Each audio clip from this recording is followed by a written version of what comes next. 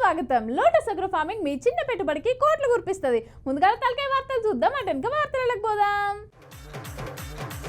కేదార్నాథ్ కు పోతున్న అఘోరి మళ్ళా తిరిగి రారంట పోర్రి. రేవంత్ రెడ్డి చోటాబాయ్, మోడీ బడాబాయ్. రేవంత్ సర్కారు కక్ష సాధింపు, దీనికి లేదా ముగింపు. మల్లును మలుపు తిప్పుతున్న తుపాకీ తూట.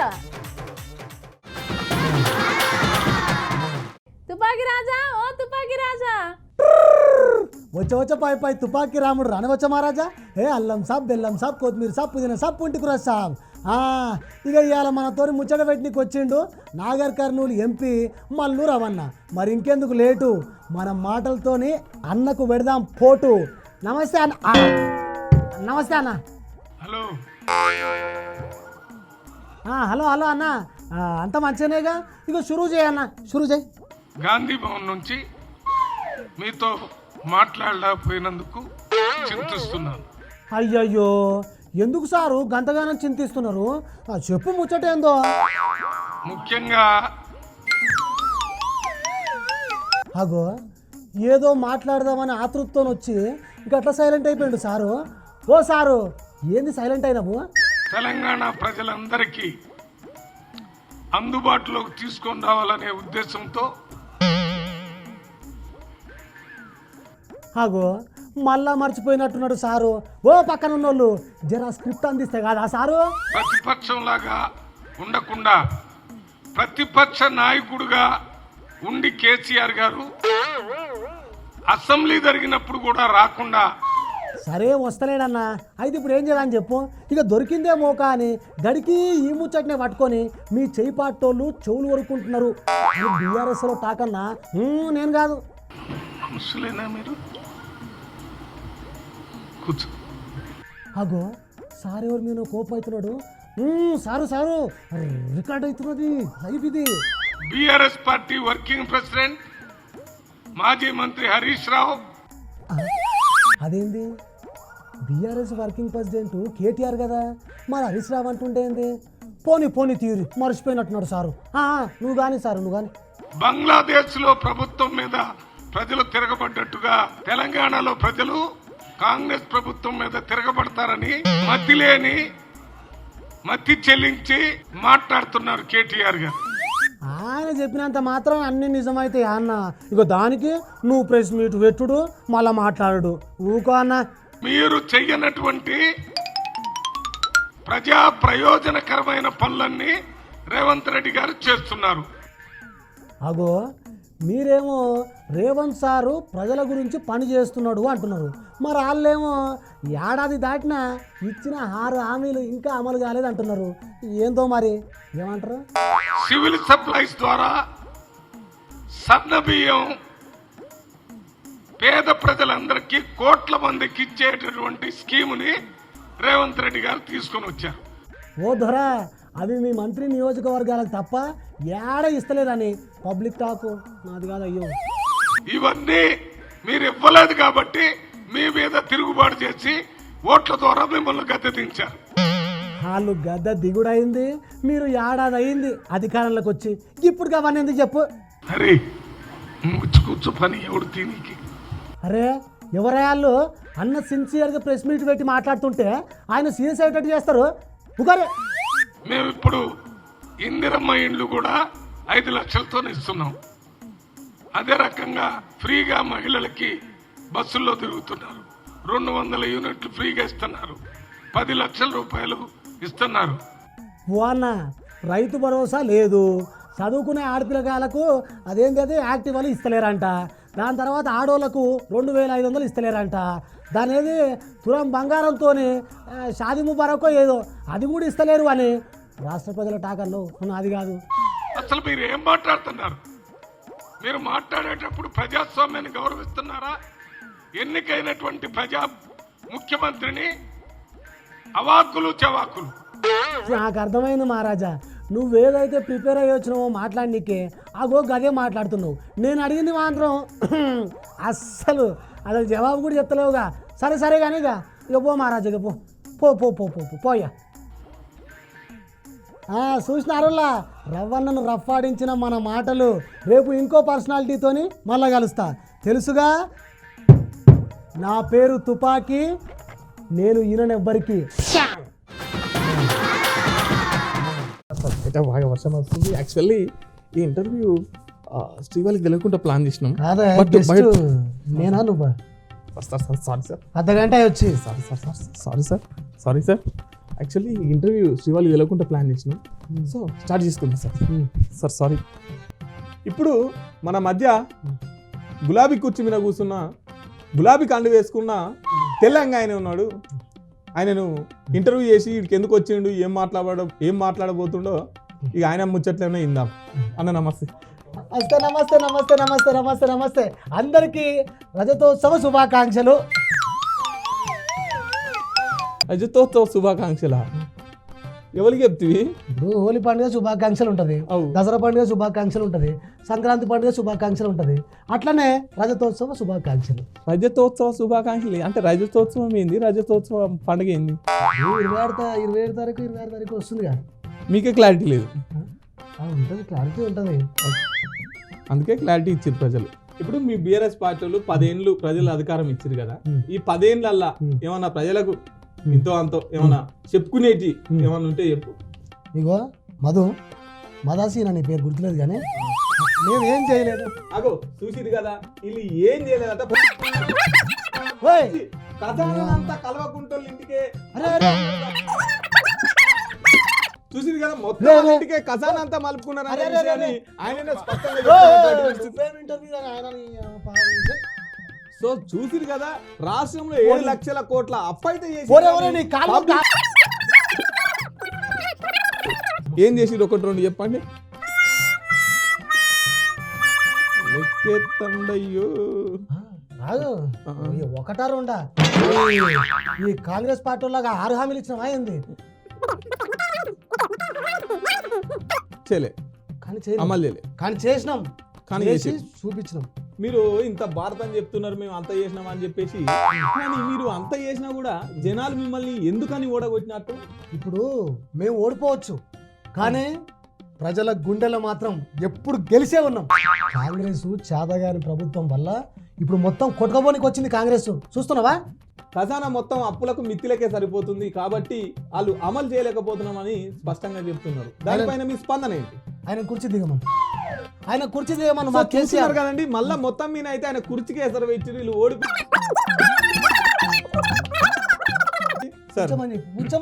సరే ఓకే సార్. ఇక మీ రాజకీయాలు మీరేం చేసిరు వాళ్ళేం చేసిరు కాకుండా మన ముఖ్య ఉద్దేశం, మన రజతోత్సవ సభ అంటే 25 ఏళ్ళకి జరుపుతారు కదా. మీ టీఆర్ఎస్ పార్టీ పుట్టి ఎన్ని ఏళ్ళు అవుతుంది? 25 ఏళ్ళు. బీఆర్ఎస్ పార్టీ పుట్టి అవుతున్నట్టు ఒక 4 ఏళ్ళు. ఇప్పుడు టీఆర్ఎస్ పార్టీ వేరు, బీఆర్ఎస్ పార్టీ 2 ఉన్నాయా? ఒకటే. మరి ఇది 25 ఏళ్ళు అయినప్పుడు, ఇది 4 ఏళ్ళు అయినప్పుడు 2 ఉండాలి కదా. 2 ఉన్నాయి. బీఆర్ఎస్ ఉంది, టీఆర్ఎస్ ఉందా? అప్పుడు టీఆర్ఎస్ ఉంది, ఇప్పుడు బీఆర్ఎస్ ఉంది. ఇప్పుడు కూడా ఉందా టీఆర్ఎస్?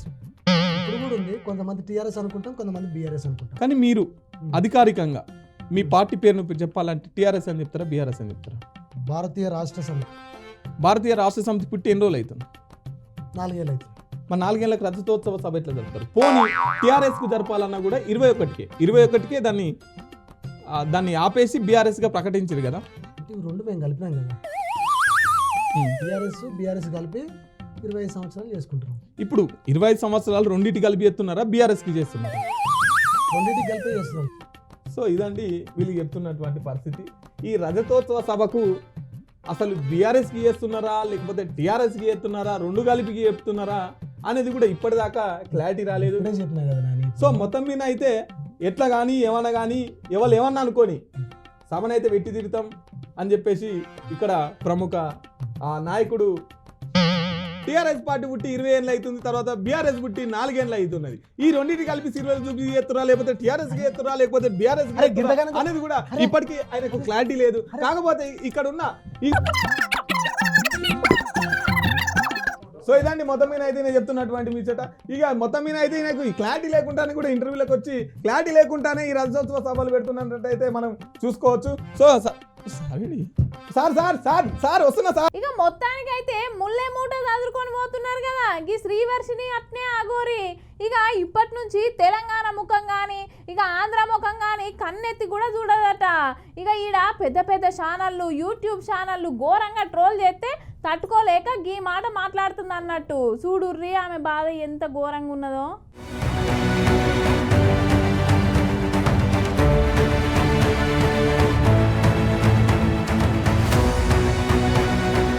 రెండు తెలుగు రాష్ట్రాలల్లా అఘోరి శ్రీవర్షిని పెండ్లి వార్త అయితే సంచలనంగా మారుతుంది. అన్ని యూట్యూబ్ ఛానళ్లు, మీడియా ఛానళ్లు, సోషల్ మీడియా మొత్తం హల్చల్ చేసిర్రు గీ జంట.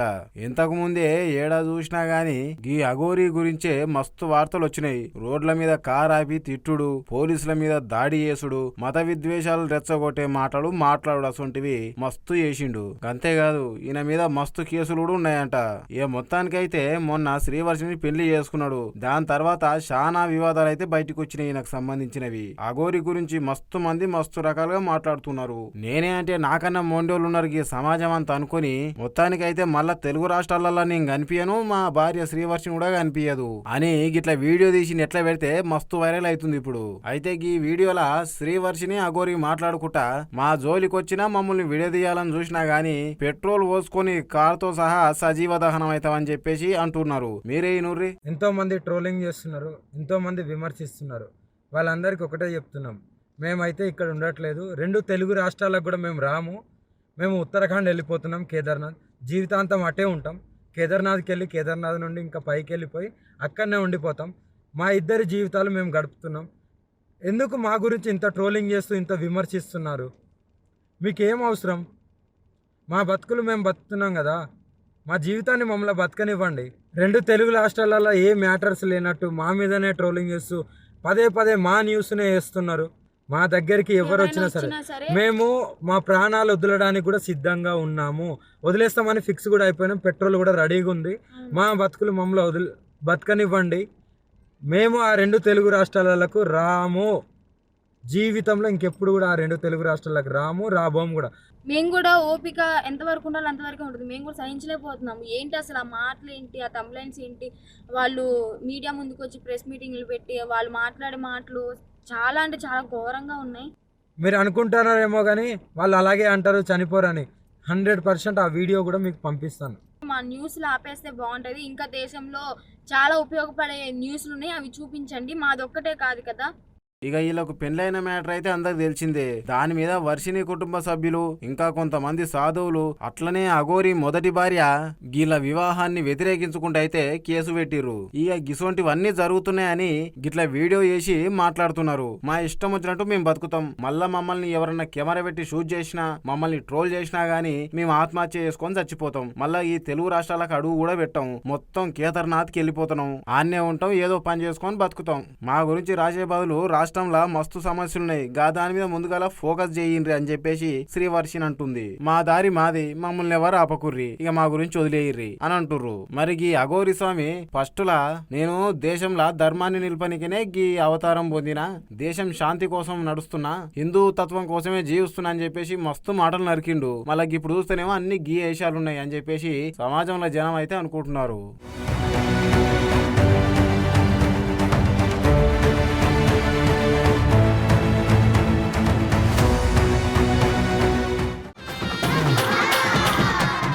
రాజకీయాలల్లో షాడీలు చెప్పుడు చాలా కామన్ అన్నట్టే. ఇక వాళ్ళకు పడని పార్టీల గురించి మస్తు షాడీలు చెప్తారు.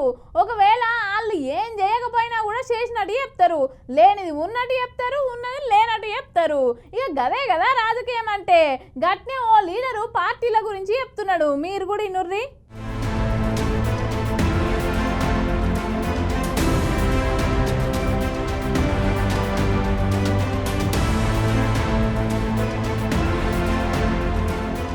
నా నాకు తెలిసి ఇక మళ్ళా బీఆర్ఎస్ పార్టీ వచ్చే వరకు గీ కాంగ్రెస్ పార్టీ వాళ్ళనైతే వదిలేటట్లేడు గీ కేటీఆర్ సారు. గట్టి గట్టి అరుచుకునేటట్టున్నాడు. చోటే బాయ్ రేవంత్ రెడ్డి, బడే బాయ్ మోదీ అని చెప్పేసి మంచి బంధం పెట్టిండాలి ఇద్దరి మధ్యలో. వాళ్ళేదో తిట్టుకున్నట్టు యాక్టింగ్ చేస్తారు గాని రేవంత్ రెడ్డి, నరేంద్ర మోడీ ఒకటే గూటి పక్షులు, దొందే అని చెప్పబట్టే కేటీఆర్ సారు. మొన్ననే సోనియా గాంధీ, రాహుల్ గాంధీ మీద 2000 కోట్ల స్కామ్ల వాళ్ళ మీద ఒక కేసు అయితే అయ్యింది. అయితే ఇక కాంగ్రెస్ పార్టీ ఏడేడు ఉన్నదో కాంగ్రెస్ నాయకులందరూ ఇక మిగతా వాళ్ళందరూ నడుచుకున్నారు. మా పెద్ద నాయకులని మీరు గట్ల కేసులు ఎట్లా పెడతారు, వాళ్ళని ఎట్లా అంటారు గంత మాట అని చెప్పేసి దేశంలో ఉన్న నాయకులంతా ధర్నా చేసిరు, మస్తు మాట్లాడిర్రు. మన రాష్ట్రంలో కూడా ఆడాడ మాట్లాడిరు కొంతమంది. కానీ రేవంత్ రెడ్డి మాత్రం ఈ దాని మీద ఒక మైకు పెట్టి ఒక్క మాట కూడా చెప్పలేదు. అసలు ఎందుకు మాట్లాడలే ఈ రేవంత్ రెడ్డి? వాళ్ళ పై అధికారులు వాళ్ళు గంత పెద్దోళ్ళ మీద కేసు అయితే మాట్లాడాలే కదా, ఎందుకు మాట్లాడలే? దేశంలో ఉన్న కాంగ్రెస్ నాయకులందరూ మాట్లాడుతున్నారు, మరి రేవంత్ రెడ్డి మాత్రం కుయ్యు లేదు కయ్యు లేదు కదా దాని గురించి. ఎందుకంటే మోడీకి రేవంత్ రెడ్డికి గంత మంచి సంబంధం ఉన్నది. కాంగ్రెస్ వ్యవహారం కూడా ఒకసారి చూడండి, రేవంత్ రెడ్డి గారి వ్యవహారం కూడా చూడండి. నిన్నగాక మొన్న సోనియా గాంధీ గారి మీద, రాహుల్ గాంధీ గారి మీద ఈడీ వాళ్ళు ఛార్జ్ షీట్ వేసిండ్రు. నేషనల్ హెరాల్డ్ అని ఒక స్కామ్ ఏదో అయింది, 2000 కోట్ల కుంభకోణం అని చెప్పి వాళ్ళ మీద ఛార్జ్ షీట్ వేసి A1గా సోనియా గాంధీ, A2గా రాహుల్ గాంధీని పెట్టిర్రు. మొత్తం దేశమంతటినేమో కాంగ్రెస్ ఏడాడుందో అక్కడ లొల్లి చేసిండ్రు. బీజేపీని, మోడీని తిట్టుకుంటూ బయటకు వచ్చి నిరసనలు చెప్పారు. ఇక్కడ కూడా ఏదో చేసినట్టు మహేష్ కుమార్ గౌడ్ పాపం ఇంకా కొంతమంది పోయి లొల్లి పెట్టినట్టు చేసిర్రు. కానీ రేవంత్ రెడ్డి మాత్రం ఒక్క మాట మాట్లాడలే ఈరోజు వరకు. ఏది వాళ్ళ నాయకత్వం మీద, వాళ్ళ టాప్ లీడర్షిప్, సోనియా గాంధీ, రాహుల్ గాంధీ మీద కేసు అయితే, ఛార్జ్ షీట్ అయితే, దేశంలో ఉన్న కాంగ్రెస్ వాళ్ళందరూ మాట్లాడుతుంటే రేవంత్ రెడ్డి మాత్రం కుయ్యి లేదు, కయ్యి లేదు, సడి లేదు, సప్పుడు లేదు. ఎందుకు అంటే ఒక గంత దృఢమైన బంధం, చోటే బాయిది, బడే బాయిది, అంత దృఢమైన బంధం అన్నట్టు. ఆయన కాపాడుతాడు, ఈయన కాపాడుతాడు. తెలంగాణలో హెచ్సియు భూములు నాశనం చేస్తారని చెప్పేసి మీకు చెప్పినా కూడా అయినా కూడా దాని మీద ఆయన పెద్ద ఏం రియాక్ట్ కాలే అని చెప్తున్నాడు కేటీఆర్ సారు. ఓ పక్క సెంట్రల్ ఎంపవర్డ్ ఇచ్చిన కేసు కూడా నీ దగ్గర ఉన్నది, మరి వచ్చి నువ్వు ఈ భూములను రక్షించనీకే ఎందుకు అడ్డుకుంటలేవు? మళ్ళా ఆడ కేంద్రం నుండి మాత్రం రేవంత్ రెడ్డి ఇట్లా చేస్తున్నాడు, అట్లా చేస్తున్నాడు తెలంగాణ భూములని మాత్రం మళ్ళా మాటలు చెప్తావు. మరి రేవంత్ రెడ్డి నువ్వు ఒకటి కాకపోతే మరి ఇన్వెస్టిగేషన్ ఏదో చేయొచ్చు కదా హెచ్సియు భూముల మీద, ఎందుకు చేస్తలేవు అని అనబట్టే కేటీఆర్ సారు. సెంట్రల్ యూనివర్సిటీ భూముల్లో బుల్డోజర్లు పంపిండు రేవంత్ రెడ్డి, అక్కడ జింకలు చంపుతుండు అని చెప్తే నేను ప్రధానమంత్రి గారిని అడిగిన, అయ్యా ప్రధానమంత్రి గారు, నీకు సంవత్సరానికి ఒకసారి యాదికి వస్తుంది తెలంగాణ. ఏప్రిల్ 2024లోనేమో ఆ రోజు అన్నావు ఇక్కడ RR ట్యాక్స్ వసూలు చేస్తారు, తెలంగాణలో అవినీతి రాజ్యం వెళ్తుందన్నావు. సంవత్సరం అయిపోయింది, యానివర్సరీ కూడా అయిపోయింది, మరి ఇంతవరకు దాని మీద ఏం కార్వాయి లేదు, దాని మీద ఏం సడి సప్పుడు లేదు, ఒక కేసు లేదు. ఏమైంది RR ట్యాక్స్ అని చెప్పి ఆరా తీసింది లేదు. మళ్ళీ ఇప్పుడు సంవత్సరానికి వచ్చి రేవంత్ రెడ్డి ప్రభుత్వం అరాచకం చేస్తున్నది, సెంట్రల్ యూనివర్సిటీలో బుల్డోజర్లు పంపుతుంది అంటున్నావు కదా. సెంట్రల్ ఎంపవర్డ్ కమిటీ రిపోర్ట్ ఇచ్చింది, స్పష్టంగా రిపోర్ట్ ఇచ్చింది, ఇలా ఫైనాన్షియల్ ఫ్రాడ్ జరిగింది, తప్పకుండా ఇన్వెస్టిగేటివ్ ఏజెన్సీలు ఇలా రావాలి, ఎంక్వైరీ చేయాలని చెప్పి వాళ్ళు సుప్రీంకోర్టు అపాయింట్ చేసిన కమిటీ రిపోర్ట్ ఇచ్చింది. మరి రిపోర్ట్ నీ కాడు ఉంది కదా, వెంటనే ఇప్పుడే CBIనో CVCనో వెంటనే పంపి, నిజంగా నువ్వు రేవంత్ రెడ్డి ఒకటి కాకపోతే ఇన్వెస్టిగేషన్ చెయ్యి అని అడిగిన. రెండు పార్టీలు తెలంగాణలో మాత్రం దొందే, ఇద్దరు ఒకటే, ఇద్దరు తెలంగాణ ప్రజల ప్రయోజనాలు వాళ్ళకి పట్టాయి.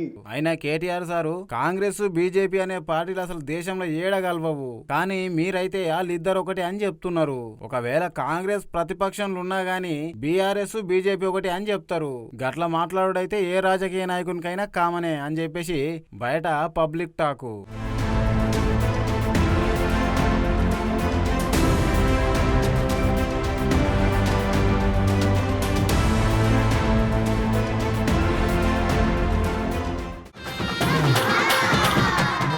అధికారంలో ఉన్నప్పుడు ప్రతిపక్షాల మీద బాగా పగబట్టినాం అనుకోర్రి, వాళ్ళు అధికారంలోకి వచ్చినాక మన మీద పగబడతారు అన్నట్టు. ఇక అధికారంలో ఉన్న వాళ్ళని ప్రశ్నించడం అనుకోర్రి, ఏ 3 చెరువుల నీళ్ళో 4 చెరువుల నీళ్ళో కాదుల్లో 7 చెరువుల నీళ్లు తాగిపిస్తారు. అగో గట్ల గీడ కూడా చూడుర్రో పారేం చేస్తారో.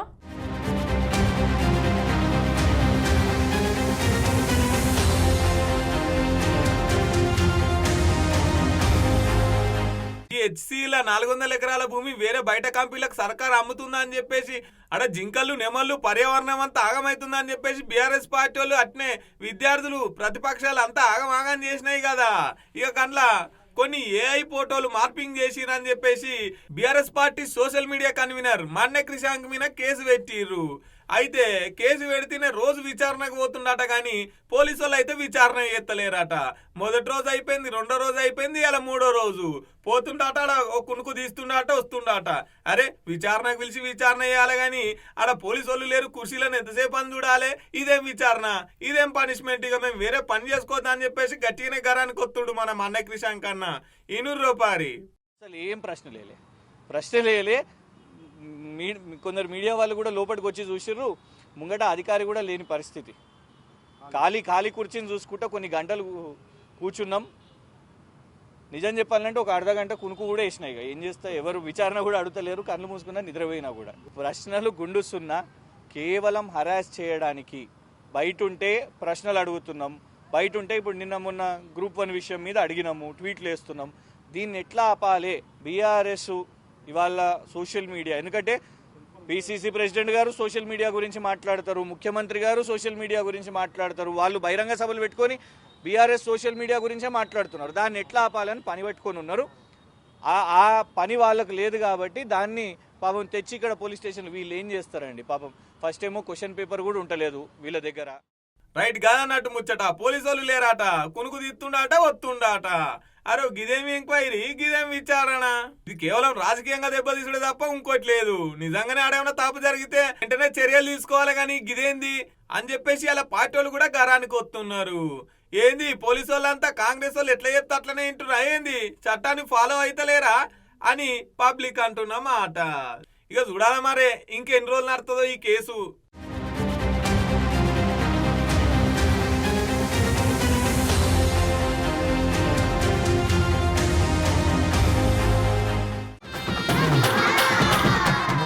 ఇక గివన్నట్టు ఇయాల్టి ముచ్చట్లు. రేపటి బరాబర్ ముచ్చట్లలో మళ్ళా కలుద్దాం. అంతదాకా చూస్తూనే ఉండు బీఆర్కే న్యూస్ తెలుగు సత్తా. మళ్ళీ రేపు వస్తా.